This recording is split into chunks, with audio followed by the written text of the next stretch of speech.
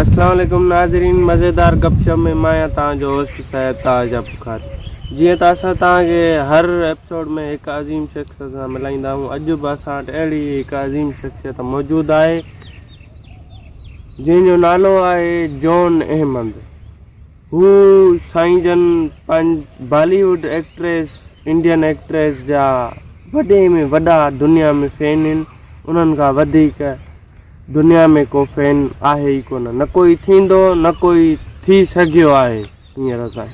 त असां साईं जन खे घुरायो आहे पंहिंजी महफ़िल में। उन्हनि खां कुझु पंहिंजा सुवाल कुझु नाज़रीन जा कंदासीं। त अचो त साईं जे तरफ़ हलूं था। साईं छा हाल आहे? ख़ुशि आहियो? बाबा तव्हांजी दुआ लॻी पई, अल्हम्दुलिल्लाह, मालिक जा करम है। कीअं भला हिते पहुतव? बस में पहुतव साइकिल ते? मां बा पंधि आयो आहियां। पंधि भला कार ॿियो का आयो या? हाँ, कार ॿियो केरु का आयो न, तंहिंजे करे मूंखे वरी पंधि अचिणो पियो। बस जो किरायो कोन आवे? न बस जो किरायो सफ़ा ठुक कोन वस बि। हल सफ़ा भींग ते वेठा हुया? हा, लॉकडाउन लॻो पिया, बसूं हलनि किथे थी, वॾी ॻाल्हि त इहा आहे। नाज़रीन जो सुवाल, तव्हां छा कंदा आहियो? मां बॉलीवुड एक्ट्रेस खे चाहींदो आहियां। छो भला एक्टरनि ॾोह कयो अथव? मर्दनि सां मुंहिंजी न लॻंदी। छो भला? इन जी का राज़ इल्लत? इन जूं खोड़ इल्लतूं कहिड़ियूं ॿुधायां? हा, नाज़रीन जो सुवाल आहे। हा बिल्कुलु। पहिरियों इश्क कंहिंसां लॻा बॉलीवुड एक्ट्रेस मां? पहिरियों असांखे इश्क लॻो बॉलीवुड जी मशहूरु तरीन एक्ट्रेस ऐश्वर्या राय।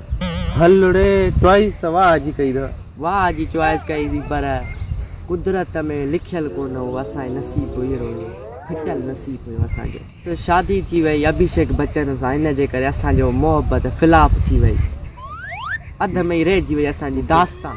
मूंखे ॾाढो रोअण ईंदो आहे हिन ॻाल्हि ते, ॾाढो दर्द थींदो आहे। न साईं घबरायो न रो न। नाज़रीन रोई ॾींदा तव्हांजी कहाणी ॿुधी। नाज़रीन जो सुवाल आहे। हा, ऐश्वर्या तव्हांखे छॾे वई त तव्हां कंहिंजे पोयां लॻो? पोयां वरी इहो कीअं थो ॻाल्हाई? बाक़ी जा पोयां त लॻोंदा न, बाक़ी जा पोयां न, हिनखे मोहबत कंदो आहियां मां उन्हनि सां। हा हा सही आहे, पोइ ठीकु आहे। हलो ॿुधायो, हिन सुवाल जो जवाबु ॾियो असांखे। हा, त तव्हां कंहिंजे पोयां लॻो?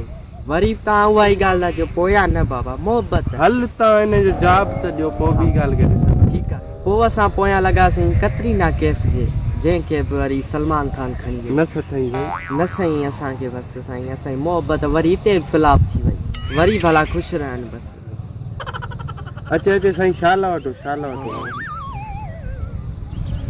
वॾा दर्द मिलियल असांजी कहाणी दर्दनि सां भरी पई आहे। हा, नाज़रीन जो सुवाल, कतरीना तव्हांखे छॾे वई त पोइ वरी तव्हां सनी लियोनी जे पोयां लॻो, उनजे घर वञणु लॻो, छो? मां वरी सनी लियोनीअ जे घर चरियो थियो आहीं छा? इहो कहिड़ो नाज़रीन आहे जंहिं इहो बेहुदा सुवाल पुछियो आहे? तो सनी लियोनी भला एॾी ख़राबु आया? असां शरीफ़ खानदान सां आहियूं। उहो त असांखे ख़बर आहे, तव्हां केॾा शरीफ़ आहियो, हा न? तव्हांजे शिकिल मां ख़बर पए थी त तव्हां केॾा शरीफ़ आहियो। सही। हलो दरगुज़र था कयूं इन ॻाल्हि खे। हा, हाणे कंहिंजे पोयां लॻाओ? नाज़रीन जो सुवाल आहे। पोयां न बाबा, वरी बि तव्हांखे मां सम्झायां थो, हुन सां मुंहिंजी मोहबत आहे।